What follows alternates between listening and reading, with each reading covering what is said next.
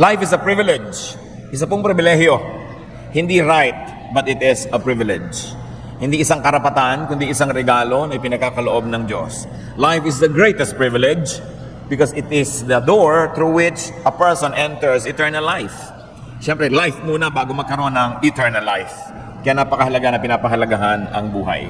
John 10:10, ang sabi ng Panginoong Jesus, I have come that they may have life and have it to the full. Hindi lang tayo binibigyan ng Panginoon ng buhay, kundi buhay na punong-puno, masigla, may kahulugan. Ecclesiastes 9:4, anyone who is among the living has hope. Even a live dog is better off than a dead lion. Napakatalino ni Solomon para sabihin na sino man na meron pang buhay, hindi pa nilalagutan ng hininga, ay may pag-asa. Sapagkat kahit daw aso lang, kung buhay, mas mabuti na ito kaysa sa isang leon na patay. The privileges of life. Pag-uusapan po natin ay isang pulang, bagamat napakarami nito. And one great privilege of life is breath. Hininga, paghinga. Genesis 2:7, the Lord God formed the man from the dust of the ground and breathed into his nostrils the breath of life, and the man became a living being.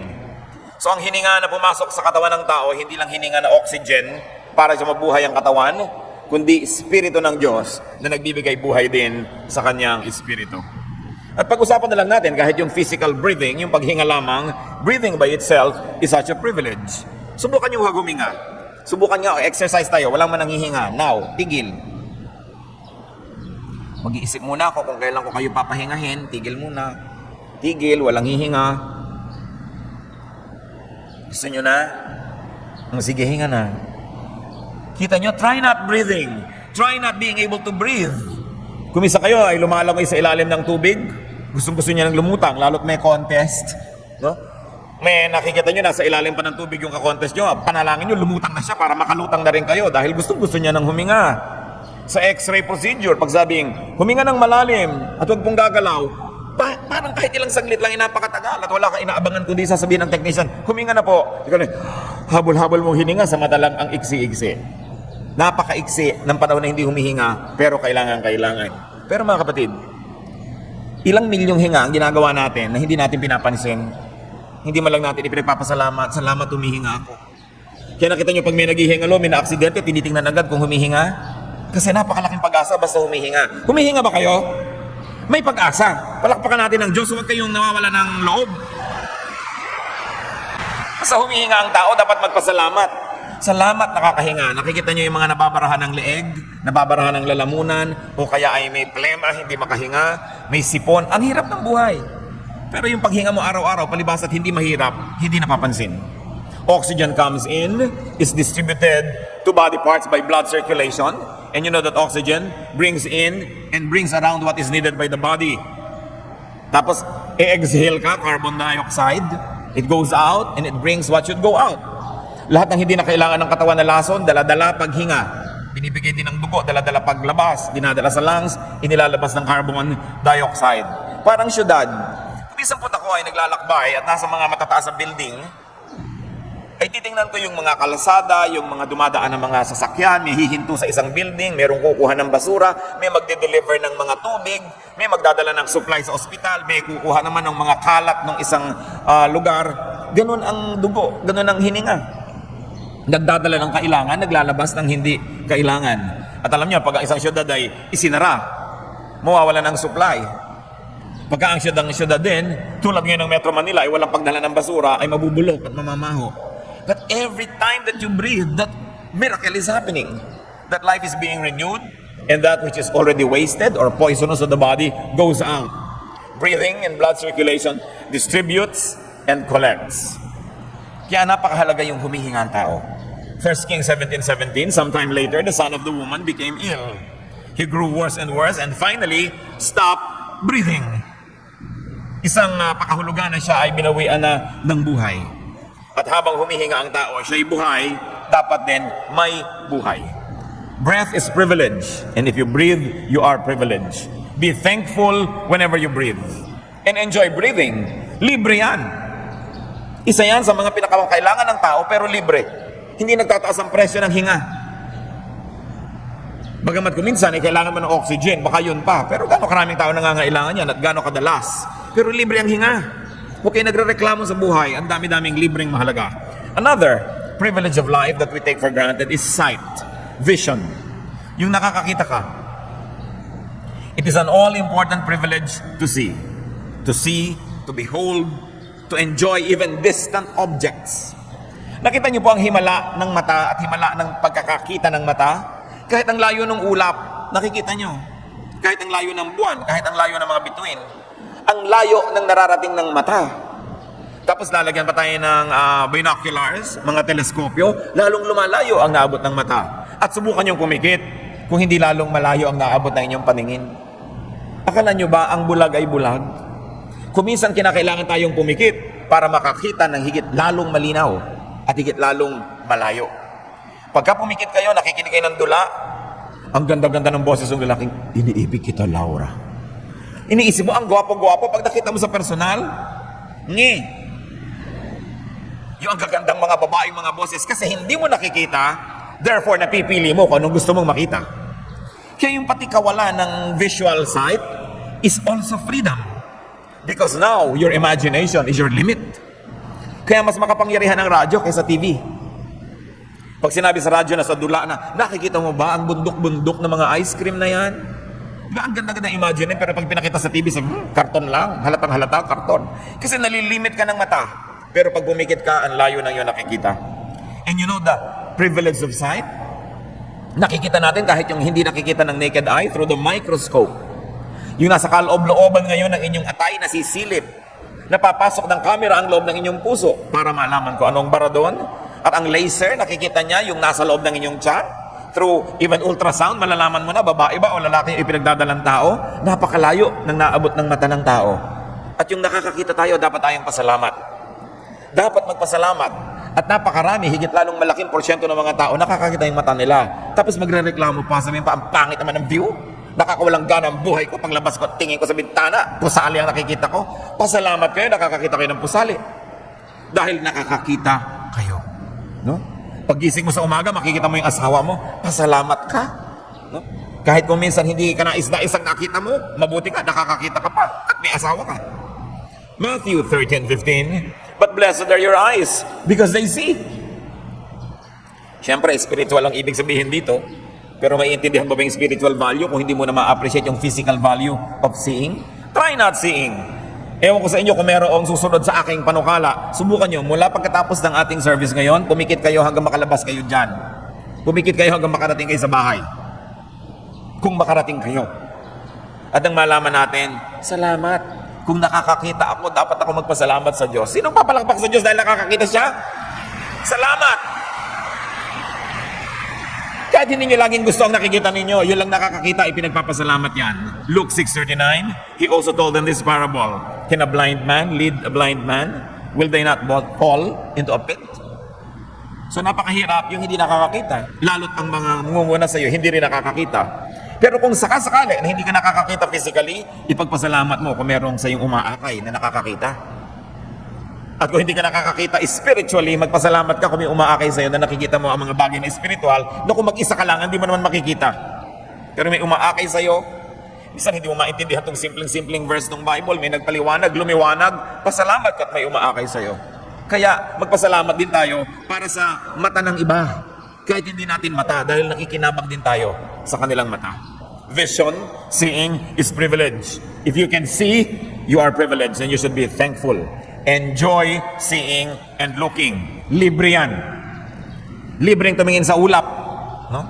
Libreng tumingin sa sunrise and sunset. Libreng tumingin sa rainbow. Libreng tumingin sa magagandang mga dahon. Libreng tumingin kahit sa pinakamagagandang babaeng gumastos ng kutakot-takot para gumanda. Pagtingin niyo sa kanya, libre. Napakaraming magagandang bagay na libre sa buhay. Hindi niyo laging kailangan ng pera para makakita ng kagandahan sa buhay. And another privilege of life is touch. Para mga basic lesson ito sa senses. Bakit po natin pinag-uusapan ito? Kasi common.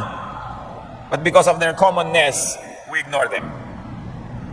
The blessing of texture. The blessing of being able to touch shape and even temperature. Because to touch is to connect. To touch is to feel and to be felt. Luke 6:19, and the people all tried to touch him, meaning the Lord Jesus, because power was coming from him and healing them all. Hinihipo nila ang Panginoon sapagkat nararamdaman nila na may kapangyarihan na nagmumula sa kanyang lumilipat sa kanila pagka nahipo nila at sila ay may pananalig. The ability to touch and being touched is a great privilege. Paminsan-minsan nagagalit ka because there are people na who are touching you that you don't want to touch you, where you don't want to be touched probably. But that is rare. Most of the time, we should be thankful that we are being touched. Kasi pagka nagtatouch ang mga tao, there is energy that transfers. At kung nagmamahal sa'yo, yung humihipo sa'yo, may sakit ka, hinahaplos-haplos ka, daig niyan ang malalaki at mabibisang mga chemical na gamot kung ikaw ay hinihipo ng isang tao nagmamahal sa'yo. Sapagkat mayroong kapangyarihan ng pag-ibig. At ang pag-ibig na yun ay naililipat pagka hinihipo ka na nagmamahal sa'yo. Try not touching. Nakita niyo yung dramatic na mga pelikula na bibitayin ng isang ina o ama, tapos magdadatingan ng mga pamilya, tapos may salamin, hindi sila makapaghawakan ng kamay man lang. Kahit lang yung mga image lang sa salamin nila, they try to pretend to be touching because you want to reach out. Try not being able to touch. Or maybe you would like to say, try not being able to text. Kasi texting is touching. Kahit ang layo-layo, di ba? Yung kumain ka na ba? Natatouch ka naman. Kung gusto mo yung nagtatanong. Kung ayaw naman sa nagtatanong, naiinis ka dahil na-touch ka ng ayaw mo mag-touch sa'yo. Na-touch ka sa lugar na ayaw mong ma-touch ka. Try not being texted at all. Kapag ka mga 2 oras na hindi nagbibip yung text, yung yung cellphone, tinitingnan. Tumutunog na nga kung may caller o may text, kahit hindi pa tumutunog, tinitingnan pa. That's how much we like to be touched. No? Kaya napakahalaga yung touch.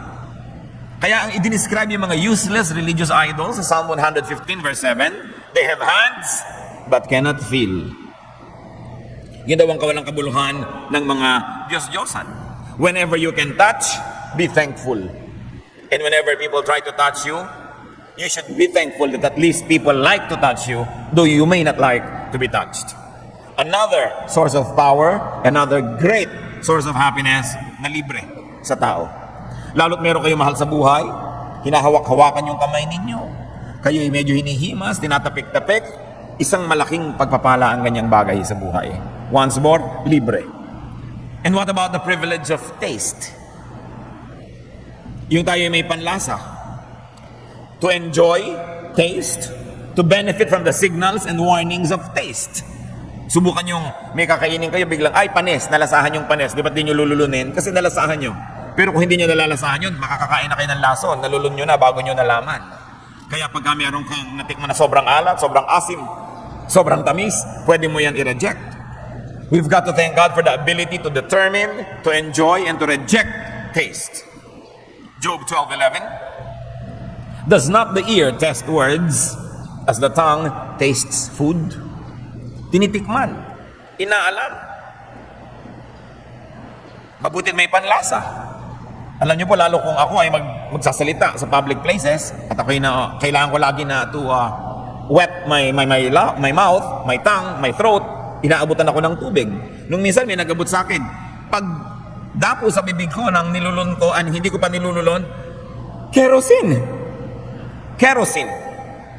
Mabutit hindi ko nilulun agad. No? Siguro kung may nagsindi ng posporo, pag hinga ko, bubuga ako ng apoy. Palakpakan siguro ang mga tao, himala. Pero gaas. Kaya binabantayan na ngayon kung sino nag-aabot sa akin ng tubig. Baka mamaya kung ano naman yun. Pero natitikman. At dahil natitikman mo, pwede mong iluluwat. Maraming bagay sa buhay in a spiritual way, natitikman dapat bago lulunin. Tinitingnan mo muna kung dapat at karapat-dapat. Anong ngayong blessing, mga kapatid? If you have taste as to enjoy food, as to have good appetite, subukan nyo na hindi na tumitikim o subukan yung walang lasa ang lahat ng bagay. Yung wala kayong panlasa, walang lasa ang pagkain, walang sarap, many people get depressed. Isa po yan sa aking mga observation na yung sobrang nagda-diet, nade-depress. There is something about not eating well that depresses the spirit, that depresses the soul, the emotion. Kaya yung mga matatakaw, bihira ma-depress yan. No? Dahil talagang masasaya sa kakakain. Mas madalas ma-depress yung mga nagda-diet. yung sobrang mga nagpapaganda, yan ang may mga kalungkutang hindi nila maipaliwanag, pagkain lang pala. Ecclesiastes 2:24, a man can do nothing better than to eat and drink. This too, I see, is from the hand of God. Si Solomon na napakatalino, ina-equate niya yung sarap ng pagkain at sarap kumain bilang pagpapala ng Diyos. Nehemiah 8:10, Nehemiah said, "Go and enjoy choice food and sweet drinks, and send some to those who have nothing prepared. This day is sacred to our Lord." Isa po yung pista. Maraming pista sa Biblia. Gusto ng Diyos, ipinagpipista siya eh. Pero sino ba naman nagkakainan sa piyesta? Hindi naman yung Diyos, yung mga tao. Pero ang gusto ng Diyos, pag naghanda ka na masarap, magpadala ka doon sa hindi nakakayang maghanda ng masarap na pagkain. Yun ang tunay na pista. Subukan natin na wala tayong gana. Try fasting. Lalo't yung fasting is imposed on you. Sino sa inyo nakaranas na halimbawa na meron kayong blood test bukas, may fasting ngayon 12 hours. May fasting 8 hours. Yung inom ka lang ng inom pagkagabi, ngayong nagfa-fast ka, parang napakalaking bagay na makainom. Tubig. Gusto mong uminom. Yung hindi mo pinapansin kapatid na nagkakape ka sa umaga o umiinom ng kung ano man, pag fasting ka, indang mo, kape. Gusto mo na kunin nyo na ang dugo ko na makapagkape na ako. Sino sa inyo nakakaramdam ng ganyan? Patingin nga, marami. Yung mga edad na kasi kayo. Kaya kinakailangan ng i-blood test, kailangan ng kung ano-ano mga nararamdaman. Kaya yung nagkakaedad, nagmamature, tumatalino eh. Nararamdaman mo kasi how it is to be deprived, how it is to be weak, how it is to be sick. Pero nakikita nyo, ngayon, kung hindi kayo nagpa-fast, dahil hindi naman kayo magkaka-blood test bukas, nagpapasalamat pa kayo sa Diyos ko, salamat po nakakapagkape ako. Salamat nakakainom ako pag nauhaw ako sa gabi. Hindi na natin napapansin. Kaya kailangan nakakaranas tayo ng deprivation every now and then. Kaya mga Muslim, kakatapos lang ng Ramadan, fasting. Halos isang buwan. Ang katuroan nun ay para maramdaman nila ang gutom, para maging sensitive sila sa mga kamaralita at mga nagugutom. That is the spiritual meaning of it. Okay? How you apply it depends on you. But the point is, that is the purpose. Kaya rin tayo nag-aayuno. Hindi dahil mas ma-epektibo ang dasal ang nag-aayuno, para mas maging sensitive ka sa iba na nagugutom, na hindi nila choice. At pag naging sensitive ka na, nagiging mas mabuti ka, therefore your prayer becomes more powerful. Because you become more truthfully grounded. Nalalaman natin yung katotohanan ng buhay. Gano'ng karami sa atin yung kakain, every subo, ang sarap. Thank you, Lord. Diba? Kahit na nilagang itlog at nilagang kamatis yan at may kasamang tuyo, ang sarap. Thank you, Lord. Hindi yung reklamo ng reklamo ang inaabot sa buhay. Of course, another sense, and we will stop here. Alam ka naman, ubusin natin yung mga senses. Smell is such a great privilege. To enjoy scent and aroma. To benefit from the messages of smell. Even what we call bad smell. Kasi pag bad yung smell, may warning. Gano'ng karaming bangkay ang diskubre dahil umalingasaw. Gano'ng karaming mga sirangipin ang nadidiskubre mo dahil may amoy. Gano'ng karaming sakit ng tao ang nalalaman mo dahil may amoy siya. So mahalaga rin kahit amoy na hindi mabango. Kung yun ay nagsasabi sa atin na mayroong isang problema na dapat lutasin. But to be informed and to be warned by smell is a privilege. Gano'ng karami sa inyo, may susunog, amoy sunog, di ba? Nasaan? Hanapin nyo ang sunog. Dahil naamoy nyo na may nasusunog. Warning. To be stimulated and energized, healed, and soothed by aroma. Kaya ngayon, umuso na uli ang aroma therapy. Na nakakapagpagaling daw ang mga tamang amoy. Na nung araw, alam na alam niya ng mga ninuno natin, bagamat hindi siguro laging conscious. Kasi yung mga amoy ng luya, naamoy mo na yun pag nagpapaksiw ka, pagka meron kang niluluto. Ang mga babae no, laging may nakaipit na mga sampagita o ilang-ilang sa kanilang buhok. No? Aromatherapy yan. No? Yung laging may mahalimuyak, nagtatanim ka ng mga sampagita sa iyong durungawan, sa gabi may dama de noche, naaamoy mo. Yan ang aromatherapy. Magdaling gumaling ang tao pag nakakaamoy ng mga tama kasi ang amoy, diretso sa utak. Pagpasok sa ilong, utak agad dyan. And it already affects the brain and the blood circulation and everything. Kaya science na po yung aromatherapy, hindi lang yan luho. Talagang, yung pipili ka, ano bang gusto mong lotion? Yung nakakapagpatalino, yung nakakapagpabait, yung nakakapagpakalma. Meron silang basis for that. Dahil inilagay ng Diyos sa lahat ng halaman, ang lahat ng gamot. Kaya aroma is important and the ability to smell is very important. Gaano ba naman kamahal, bumili kayo ng paso, o kaya yung latang walang laman, lagyan nyo ng lupa at taniman nyo ng sampagita, ilagay nyo sa bintana nyo. para nakakaamoy kayo ng bango. Meron kayong kaplasong lote, hindi nyo taniman ng ilang-ilang para wala kayong tigil ng kapipitas ng bulaklak na libre. Inilalagay nyo sa banyo, inilalagay nyo sa ulunan ng inyong mga kama, inilalagay nyo sa inyong mga mesa, ang bango-bango ng paligid. Song of Songs 1:3. Pleasing is the fragrance of your perfumes. Your name is like perfume poured out. No wonder the maidens love you. So ang pinag-uusapan dito yung isang lalaki na mahilig sa pabango.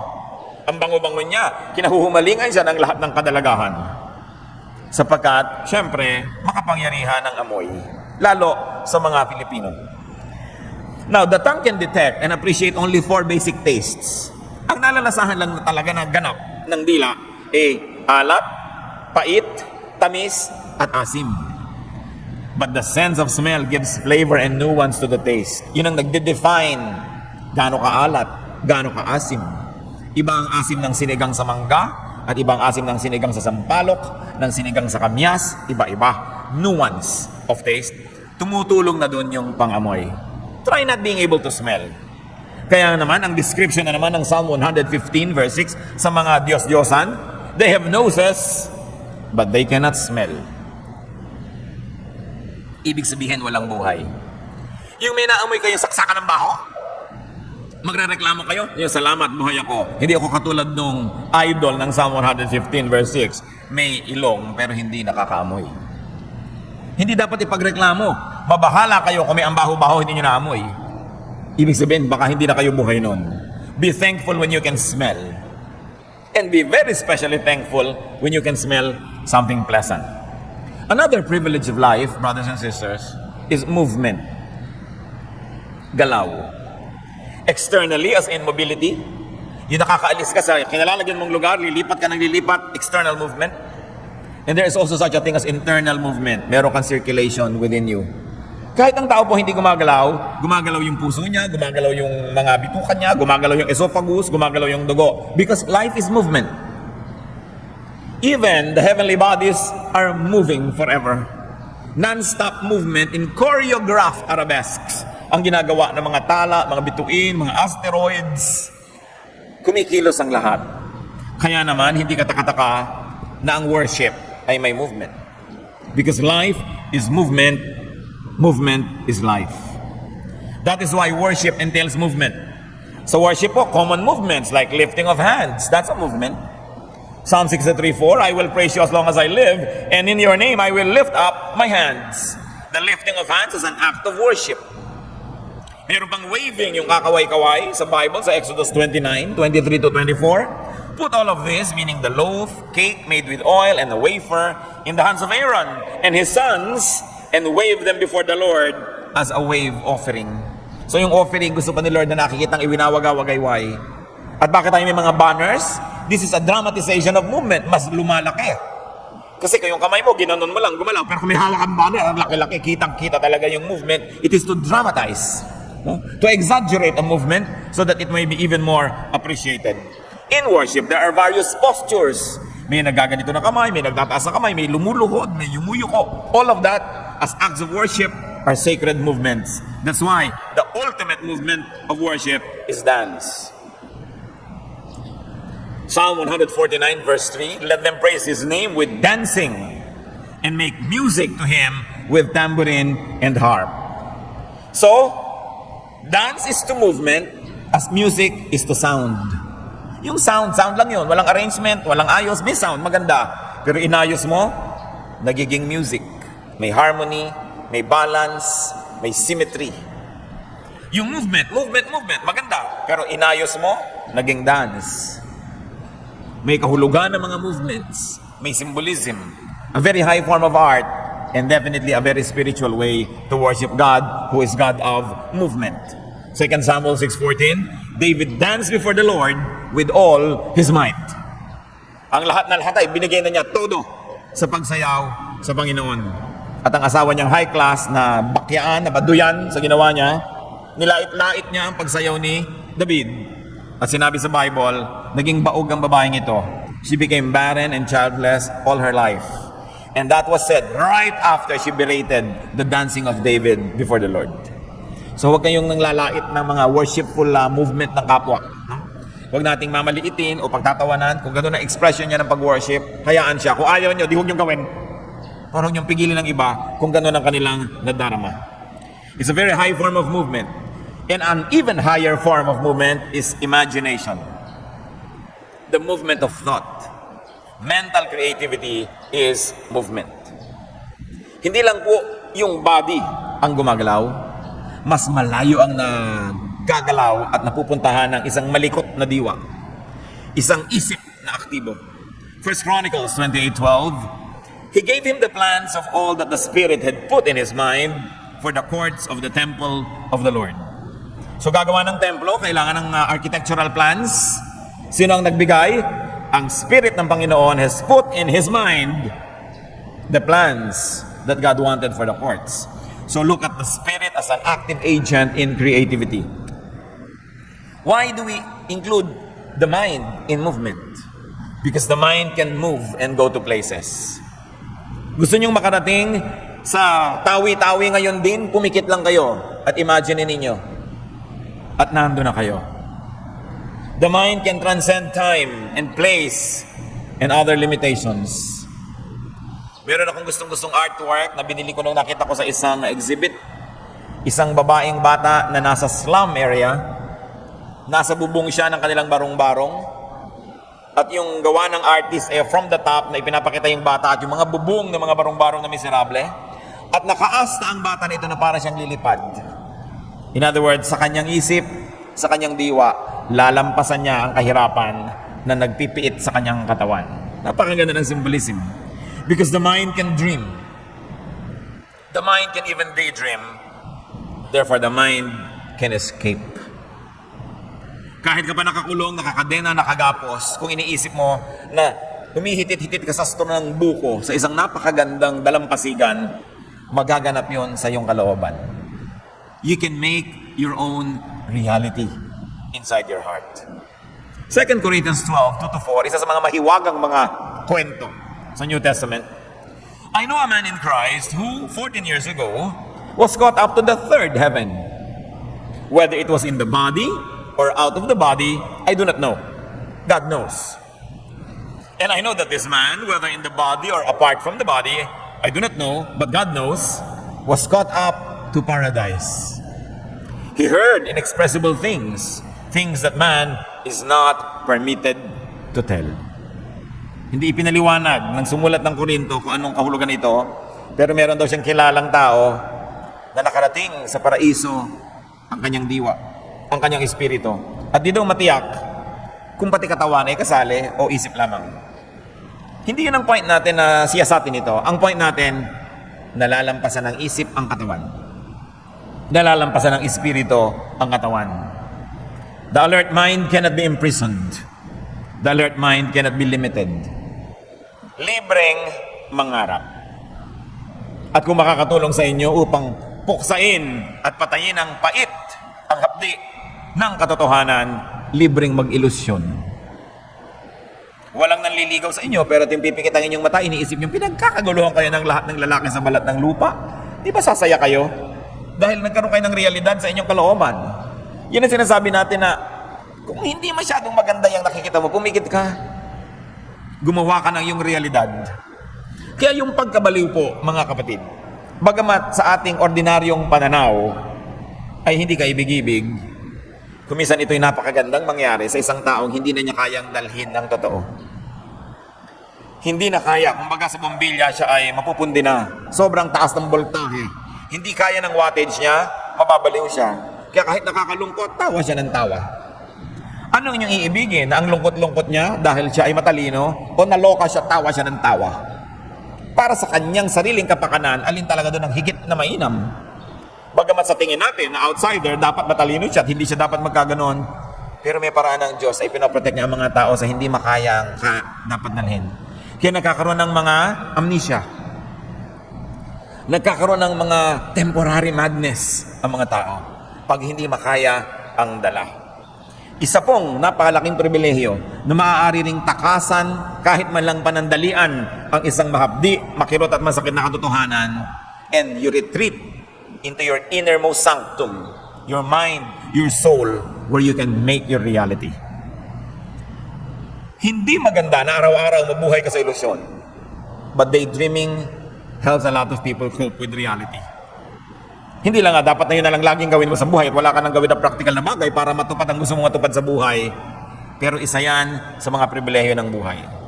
Kahit ikaw ang pinakamahirap na tao sa balat ng lupa, sumandal ka lang sa isang pader at umupo ka sa isang balde, pumikit ka at imaginein mo na ang yaman-yaman mo, ang ganda-ganda mo, nangyayari yon. You know how reality can happen if we allow it to happen inside our minds? Subukan nyo to. May mahal kayo sa buhay, malayo siya. Imagine niyo na siya nakikipag-ulayaw sa isang taong selos na selos kayo. Di ba kahit nangyayari no, hindi, bumibilis ang pintig na inyong puso, nagiinit ang punong taingan nyo, no? Nawawalan kayo ng ganang kumain at nag-aalala kayo, pero ini-imagine nyo pa lang yon. Pag nakita ninyo halimbawa sa cellphone niya na may text na kung ano man yon, in-imagine mo na agad ang buong kwento kung sino to, ba't sila nagka-text na ganito, galit na galit ka na. Yun pala, mis-sent lang, hindi kanya. Hindi totoo, pero nangyari na sa iyong puso. Kaya pwede niyong papangyarihin sa loob ng inyong puso ang mga bagay na nakakatuwa at pwede rin yung mga bagay na nakakainis. It's all up to you. Kung ano ang inyong i-imaginein sa buhay. The mind can even be the agent of spiritual transformation. Kaya napakalaking pribilehiyo na pwede mag-isip. Kahit ng mga diktador, kahit ng mga mapaniil ng mga rehime, hindi na ipipiit ang isip ng tao. Na ipipiit lang ang katawan, na ikakadya na lang ang paa, ang kamay, pero hindi ang isip. Ang isip ay laging malaya. Kaya meron man kayong mga pagkakabilanggo sa buhay, malaya pa rin kayo mag-isip, magpasalamat kayo. Pwede niyong takasan yung realidad na yun kahit paminsan-minsan lang sa pamamagitan ng pag-iisip. Ang pagbabago ng tao, nagaganap kung babaguhin niya ang paraan ng kanyang pag-iisip. Romans 12:2, do not conform any longer to the pattern of this world, but be transformed by the renewing of your mind. Pag binago ng tao ang paraan ng kanyang pag-iisip, magbabago ang kanyang buong buhay. Pero anuman ang pagtatangka ng mga nasa paligid na tulungan siya magbago, kung sa kanyang isip ay di pa siya nagpasyang magbago, walang mangyayari. Kaya kung minsan may lalapit sa akin, Pastor, counselin niyo naman po yung anak ko para magbago. Gusto po ba niya? Ayaw po. Huwag niyo na ipa-counsel sa akin, walang mangyayari. Ang kakounselin lang natin yung gusto, pero hindi malaman kung paano siya magbabago o kailangan niya ng tulong para magbago. Pero hindi ko siya kailangan kumbinsihin magbago siya. Hindi na ko kumbinsi ang tao, kailangan magmula sa kanyang kalooban. Kaya mga naninigarilyo, kahit ano ibigay mo dyan ng mga tulong, kung sa kanyang kalooban, hindi siya nagpasyang tumigil, hindi rin yan mangyayari. Pero kung siya mismo nagpasya, walang makakapigil na tumigil siya. Yan ang ibinigay sa atin ng Diyos, mga kapatid, na tayo ang nakapangyayari sa ating kalooban. Tulad ng pinitas ni Eva ang prutas, kinain niya, kumagat din si Adan, kinain din, kalooban nila eh. Kaya ang pinakamalaking challenge sa atin, yung ilagay natin sa tama ang ating kalooban. Pag naiinis tayo, anong ginagawa natin? Mas iniinis pa ba natin ang sarili natin o binabaliktad natin para mawala ang inis natin? Nagagalit ka na, maghahanap ka pa ng lalong ikakagalit. Hindi lalo ka nagkagalit-galit. Anong gusto mo, magalit o gusto mo bang humupa ang iyong loob? The mind has the freedom to do this. And it's a privilege because no person, and God, even God, does not interfere with the way you think. Kaya po sabi ng Diyos ko, baguhin niyo po ang pag-iisip ng ganung kapwa. Hindi ginagawa yun ng Diyos, sayang yung panalangin.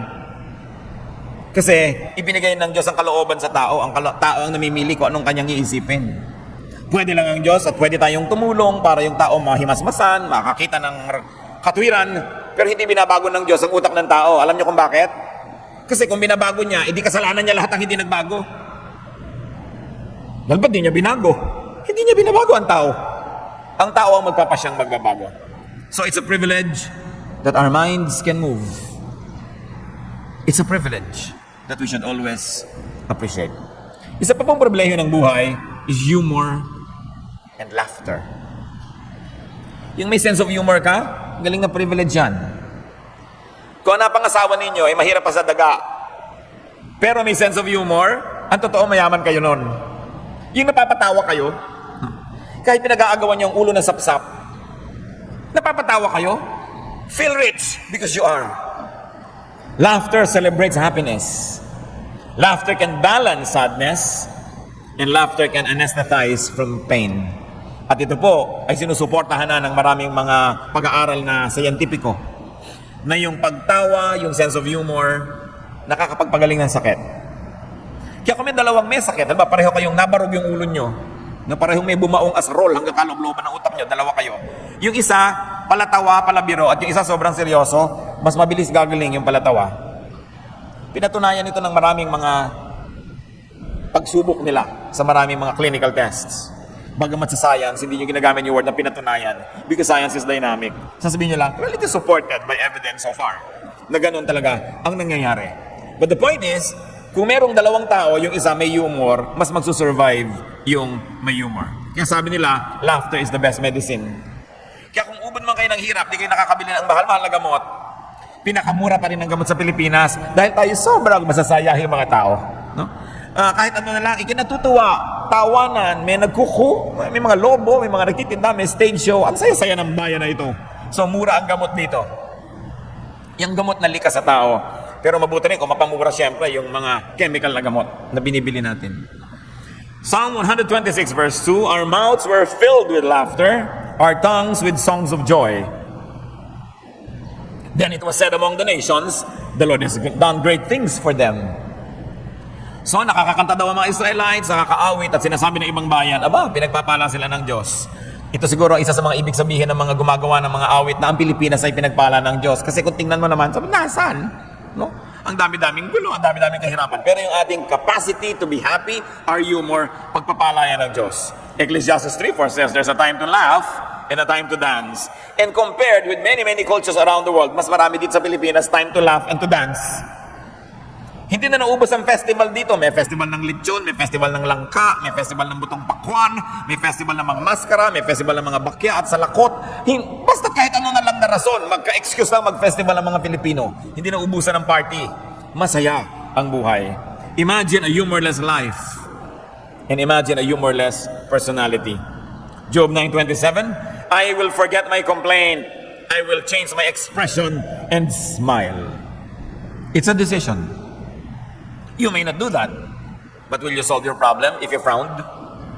Sa palagay niyo po ba, lalapit sa inyong biyaya kung nakasimangot kayo? Nahihirapan kahit nasasaktan, tapos tiklop-tiklop ang mukha niyo? May matutuwa ba? Wala rin. So if laughter is the best medicine, then the Philippines is a haven for cheap medicine. Ang yaman-yaman ng mga Pinoy. At napakapalad kasi laging nakatawa. Kahit mahulog sa bus, nakatawa. Kahit maipit ng electric fan, nakatawa. Kahit na nakakahiya, ang pagsagot natin sa hiya, tawa. Yung napahiya ka, katawa ka. No? Napakalaking blessing yan sa ating nasyon. Hindi naman na ituturo sa bata yon, likas. May pumuputok na bulkan, tatawa. Yung lahat na, may nahubuan bigla, di ba nakakaya yung tawanan? It's always the tendency. Try not laughing at all.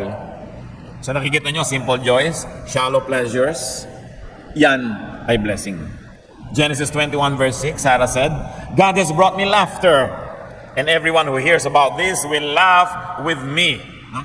Pag natatawa, pag nakakatawa, pasalamat, dahil yan ay libreng gamot. Napakarami nating dapat ipagpasalamat. Kung minsan nilalait mo pa yung mababaw ang kaligayahan. Mabuti nga mababaw, madaling hukayin, madaling sumaya, sapagkat ang happiness naman isa sa mga goals of life. Kung masaya na siya, kahit hindi siya nakapasa sa board, bakit mo siya aagawan ng kanyang kaligayahan? Sa natutuwa siya. No? Another privilege of life is love. Loving, being loved. Siguro pag nagpataas akong kamay, baka naman konting-konti, and I hope wala, na magsasabi man lang ditong wala man lang nagmamahal sa kanya. At kung talagang walang nagmamahal sa inyo, siguro wala kayong aso. Dahil kung talagang wala nang magmamahal sa inyo, mag-alaga kayo ng aso, a dog will give you unconditional love. The dog is the only personality in your house that is always happy when you come home. Always. Hindi kayo sinisimangutan, hindi kayo dinededma, hindi kayo ini-ignore ng aso. Lagi siyang happy pagdating nyo. Subukan nyo. Asawa nga, hindi lagi eh. Di ba? Hindi lagi. Lalo't busy-busy, may ginagawa. Sana mamaya pa siya dumating. No, pag dumating kayo, ako nakabala ang ginagawa ko. Nag-aayos ako ng cabinet. Ito na naman, hingin na naman ng kape. No?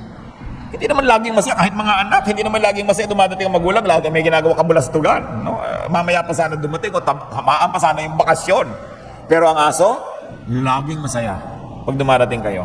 So kung desperado na kayo, wala na talaga aso. Pero, may nagmamahalan sa inyo, may aso pa kayo, doble ang kaligayahan nyo sa buhay. 1 John 4:8, whoever does not love does not know God, because God is love. So, ang mga Kristiyano, nakakaramdam ka ng pag-ibig kahit walang personal object ko minsan, dahil nakikipag-ibigan ka sa Diyos.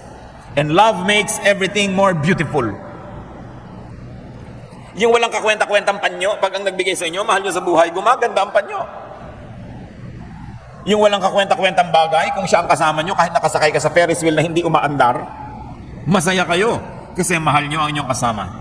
Love makes color more vivid. Love turns sound into music.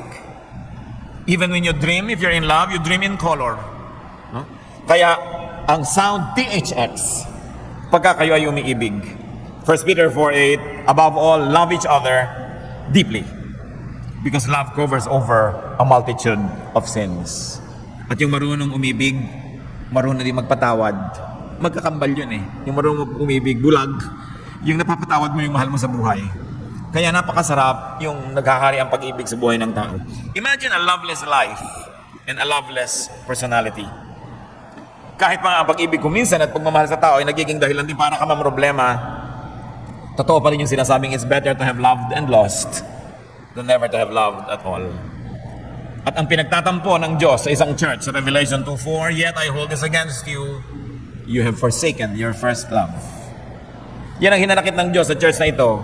Hindi mo na ako kamahal ngayon tulad ng dati. Dati hat na hat ka sa pag-ibig sa akin, ngayon nanlamig ka. If you can love, if you are loved, be thankful. Enjoy it and love even more. Another privilege of life is rest. Respite, break, pahinga. Rest not only draws one away from toil, but also re-energizes for life. Rest gives perspective, clarity, and wisdom. Yung nagpapahinga matapos mapagod, I don't mean yung laging nagpapahinga kahit hindi pagod. Ha?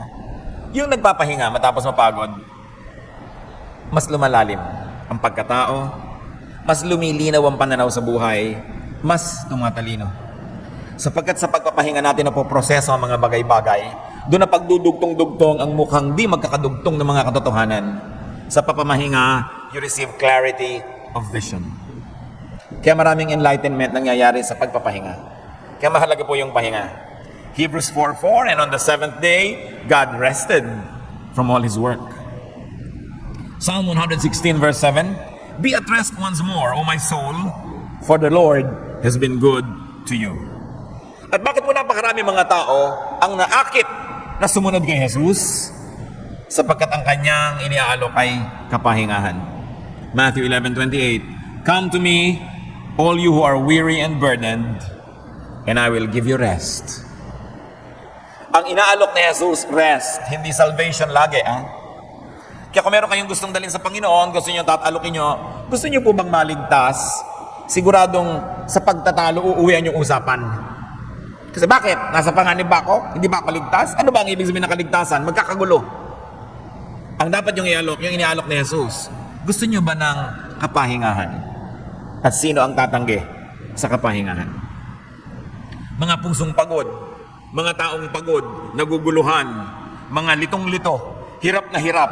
Sabi mo, gusto nyo po bang mapahinga ang inyong espiritu? Sino tatanggi? Yan ang alok ni Jesus. Come to me all of you who are tired and weary. I'll give you rest. Sapagkat hindi siya nang uusig, hindi siya nang huhusga, napapanatag ka kahit marami kang atraso sa langit. Kaya naglapitan sa kanyang mga makasalanan, tinawag siyang friend of sinners. Pero kasi judgmental, stricto, mahigpit, maglalapitan ba yun? Hindi siya matatawag na friend of sinners. Pahinga kasi ang ibinigay niya. At alam niyo mga kapatid, yung pagtanggap natin sa ating kapwa, ano man sila, ay pagbibigay sa kanila yun ng pahinga. At tayo man, in whose company are you most at ease and rested? Di ba dun sa lubos na nakakakilala at tumatanggap sa inyo kung sino man kayo? Yung hindi nyo kailangan magbalat kayo, hindi nyo kailangan magkunwari, dahil tinatanggap niya kayo. At ganoon ang walang patakarang pagtanggap sa atin ng Panginoong Jesus.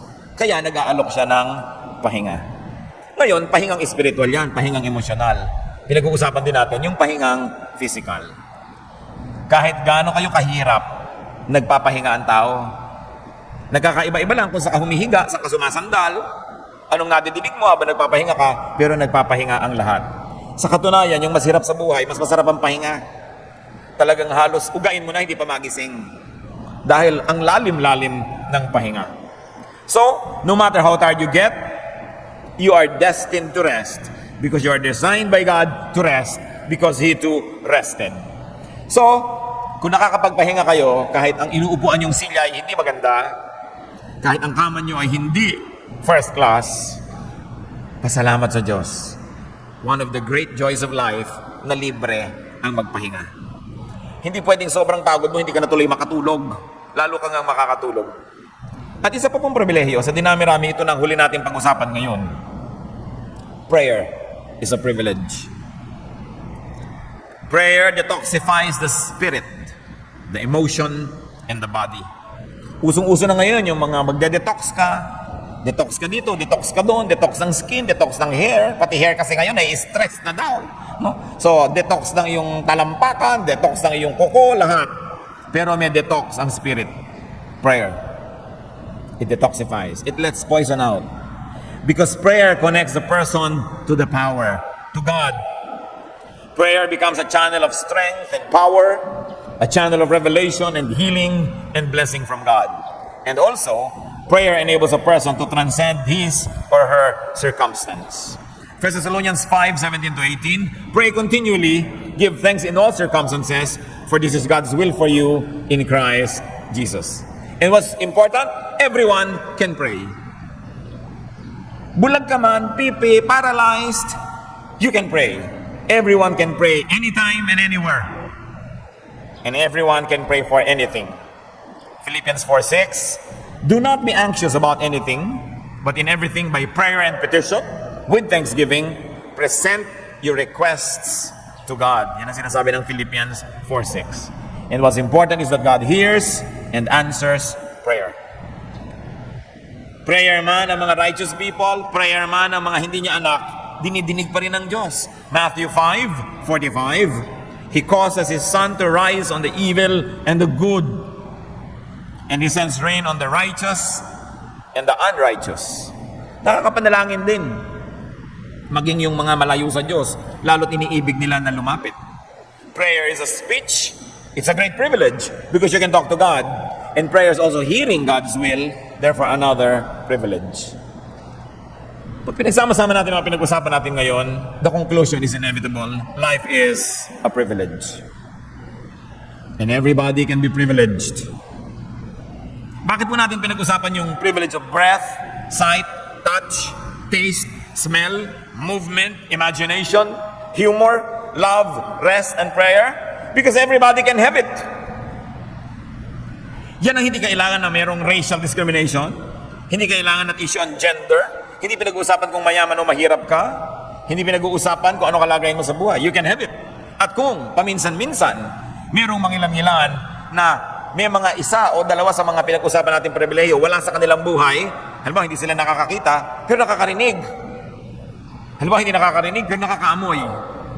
Halimbawa, meron silang paralysis, hindi masyado nakakagalaw, pero nakakagalaw ang isip, at nakakaamoy, at nakakapagsalita. Hindi naman nangyayaring lahat ito'y wala sa isang tao. Bihirang-bihira. Kadalasan, lahat ng ito ay nasa isang tao. So ba't natin pinag-uusapan ito mga kapatid? We should learn to be contented and happy. Philippians 4:11-12. I have learned to be content whatever the circumstances. I know what it is to be in need, and I know what it is to have plenty. I have learned the secret of being content in any and every situation, whether well-fed or hungry, whether living in plenty or in want. Natutunan na daw niya na ipagpasalamat ang anumang kalagayan. So count your blessings, count your privileges, brothers and sisters. At higit pa sa pinag-usapan natin ngayon, marami pang ibang pribilehiyo na dumarating sa ating buhay na hindi natin kayang bilangin. Ang pinag-usapan lang natin yung basic na lahat ng tao under normal circumstances ay meron. Meron mang isang nawala o dalawa, may natitirang iba, and that is able to compensate for what is not there. 2 Peter 1:3, His divine power has given us everything we need for life and godliness. So kung kayo man kuminsan ay nabibigo, nalulungkot, do not wallow in self-pity. Do not wallow in envy of others. Do not wallow in complaints and sadness. Huwag kayong mahabag sa sarili. Huwag kayong mainggit. Huwag kayong reklamo ng reklamo at huwag kayong magluksa. Focus on your privileges. Dwell on your privileges and enjoy them. Napakaraming libre sa buhay. Hindi kailangan lagi ng pera. Sasabihin niyo ba, kada kilos ngayon kailangan ng pera. Hindi totoo. Pag tumitingin ka ba sa buwan, kailangan mo ng pera? Diba? Pag lumalanghap ka ba ng hangin, kailangan mo ng pera? Pagka ba naliligo ka sa ulan, kailangan mo ng pera? Hindi yun totoo. Isang sobrang careless generalization yung pag-equate sa pera sa happiness. Napakaraming bagay na may pera ka man na hindi mo mabibili sapagkat binigay ng Diyos ng libre. Ecclesiastes 11:8, however many years a man may live, let him enjoy them all. All the years. Therefore, love life. Huwag niyo ireklamo ang buhay, huwag niyo problemahin. Love life. Love your breath. Love your sight. Love your vision. Love your ability to move. Ecclesiastes 9:9, enjoy life with your wife, if you have one, whom you love all the days of this life that God has given you. Live life. Yung buhay, ipinamumuhay yan. Hindi nilalagay sa aparador, sa estante, sa freezer. Kailangan patuloy yan na aktibo. Ecclesiastes 6:6, even if he lives 1,000 years, twice over, but fails to enjoy his prosperity, it is nothing. Kailangan ang buhay ipinapamuhay. Nagluluksa tayo mga kapatid, yes. Pero may hangganan ng pagluluksa. Kaya kahit sa ating mga kaugalian, 1 taon lang yan at most, kaya may laglag luksa. May babang luksa. Hindi ka pwede magluksa forever. Kung meron kayong minamahal sa buhay, na binawian ng buhay, ipagluksa ninyo kung kailangan. But you must go on with life. Hindi pwedeng patayin nyo na rin ang inyong sarili dahil meron kayong mahal na namatay. Sapagkat marami pang nag-iintay na inyong pagmamahal at marami pang magmamahal sa inyo kung muling bubuksan ang puso. Mahawi man ang ulap. Mangyayari ang mga bagay na yan. Yung mga hanggang sa dulo ng walang hanggan. Pag sumakabilang buhay na lang uli kayo, makipag-fellowship sa sumakabilang buhay na. Pero nandito pa kayo, ibig sabihin, gusto ng Diyos mabuhay pa kayo dito. Hindi ko minamaliit ang lungkot natin kuminsan na meron tayong mga mahal sa buhay na umuuna na. Pero ipagluksa ng may hangganan. Sapagkat ang buhay ay dapat ipamuhay. Life must be lived because it is a gift of God. It must never be spent in mourning forever. Meron tayong Diyos at dapat nating maalala yon. Pwede tayong mabuhay kahit may kulang. Tulad na binanggit natin, hindi naman lahat kasi nakakakita, meron hindi sighted, bulag. Pero tuloy ang buhay. May mga pulubi nga, pag binigyan mo pa ng pera, tinitingnan pa kung malaki o maliit. Talalaman pa. Ano? At ang tatalas ng tainga, yung hindi nakikita ng mata nila, nakukompensate ng pandinig. Ang tatalas sa mga pakiramdam. Iyabag mo lang, kilala niya kung sino dumarating. May compensation yan. Hindi ka man nakakarinig, meron ka namang mata. Hindi ka man nakakapagsalita at ikaw ay pipe, nakakapagsulat ka naman, nakakakilos ka, you can communicate. Bagamat hindi naman siguro natin gusto maging ganon, pero kung gano'n na ang nangyari, alangan naman buong buhay ka na lang magreklamo, magmukmukat na tanggalan mo ng kaligayahan ng iyong buhay. Kailangan ka mag-adjust. Because life must be lived. Learn from the starfish. Alam niyo na pag-aaralan natin sa grade 4 biography kung hindi kayo absent noon. At saka sa second year high school biology na naman. Ano yon? Yung starfish, di ba 5 ang kamay niyan? Para siyang parol. Subukan mong hawakan yung isa, o kaya kulungin mo siya, o kinagat ng kung sino yung isa, ang gagawin niya, tatanggalin niya yung kamay na yon at lalangoy na siya palayo, 4 na lang ang kanyang kamay, kesa naman malulun siya ng buo. Mamaya may tutubo na naman siya isang kamay. At kung wala man tumubo, di ba masarap mabuhay na 4 ang kamay kesa nalulung ka buo? So kung tayo may nagiging starfish, live and learn from the starfish. Kahit kulang, pwedeng mabuhay ang tao. Bihira naman tao yung kompleto eh. Halos lahat may kulang. Nagmumukha lang silang kompleto kasi tinitingnan natin sa kanila yung wala tayo. Nagmumukha tayong kulang kasi yung wala sa atin ang lagi na lang nating iginuungot-ungot. Hindi natin tinitingnan kung ano yung mayroon tayo. The starfish lets one arm go in order to avoid a permanent entrapment. we can also do that. Do not be entrapped. Do not be imprisoned. Do not be held a prisoner because you want to keep all of your arms. Sometimes you have to let go so you can be free. Swim away from harm and from sorrow and get on with life. Learn from the three-legged goat. Noon pong kami mga bata, sa tapat ng bahay namin, ay may lagi mga dumadaan na isang pangkat ng mga kambing. Dinadala ng may-ari sa bandaron para pakainin, kung ano man ang ginagawa nila, hindi ko na alam. Araw-araw dumadaan yon. At nanganak ang kambing na ito. Alam niyo, isang anak niya, 3 lang ang paa. Awang-awa ang lahat, bakit 3 lang ang paa ng kambing na ito? Pero this kambing never made a big deal out of it. Kasama siya lagi. At pinakamabilis pa siyang tumakbo. Katakataka. At lumusog siya ng lumusog. At ngayon, sumakabilang buhay na silang lahat. Dahil ang tagal na nun eh. Siguro, naging ano sila, ano bang ginagawa sa kambing? Naging kaldereta. So yung 4 yung paa, naging kaldereta rin, ano? Yung 3, naging kaldereta rin. Pero, nasa iyo kung sasaya ka, no? Pero meron naman, hindi ka pa inakaldereta, feeling kaldereta ka na. Kasi hindi mo ina-enjoy ang buhay. Learn from other abled people. Tuloy din. Alam nyo, mga galawgaw na mga tao, mga kilala ko, kung saan nagpupunta, mga bulag. Kung saan nakararating, nandito ka rin. Paano ka nakarating dito? Sabi mo lang, kayo lang makakarating dito? Kung saan nagpupunta. Meron ako nakilala nung araw when I was in college, na isang European person, na bulag. Akalaan niyo ba naman isang araw nagkakagulo sa kapitbahayan namin dahil hinahanap ako? Nakarating doon, hinahanap ako. Itong bulag, Frances pa. Pero kahit 2 yung mata mo, kung tamad ka, hindi ka na makakaalis sa kinakalagyan mo, tutubuan kang lumot dyan. So, if there's a will, there's a way. And there is God who makes a way. Huwag kayong papayag to be disabled. You can only be other-abled. You may miss this body part, this sense or faculty, this station in life, or this item, yet live to the fullest, in the fullest possible way, because our God gives us life, and life is a gift. 2 Corinthians 12:9, but he said to me, my grace is sufficient for you, for my power is made perfect in weakness. Therefore, I will boast all the more gladly about my weaknesses, so that Christ's power may rest on me. Ang kulang natin napupunuan ng Diyos. Kaya hindi dapat laging ireklamo, dapat ipagpasalamat kung ano yung nandun. Ecclesiastes 5:18, then I realized that it is good and proper for a man to eat and drink, and to find satisfaction in his toilsome labor under the sun during the few days of life God has given him, for this is his lot.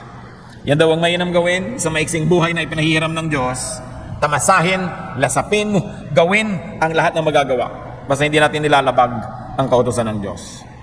At napakarami pang ibang privileges na hindi natin pinag-usapan ngayon. Life is a privilege. Do not ignore it. Do not trivialize it. And do not problematize it. Live it thankfully, gratefully. At kung may kulang sa inyong buhay, mag-alas starfish. At least kahit kayo fish, star naman. Salamat po o Diyos dahil kayo po'y mabait sa amin. Salamat dahil kahit imperfect ang buhay, may buhay. And we can always make the most out of it. Sa pagtunghay niyo sa aming kalooban ngayon, Panginoon, kayo nakakakita kung sino sa amin ang lubos na mapagpasalamat sa aming kalagayan, sino ang may reklamo, sino ang malungkot, sino ang nawawala ng pag-asa.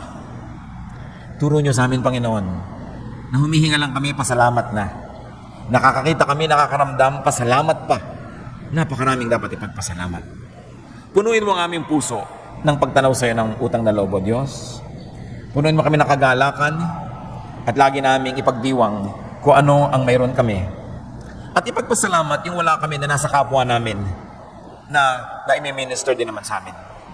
Turuan mo kami huwag mainggit, huwag manibugho, kundi lasapin yung itinakda ninyo para sa amin.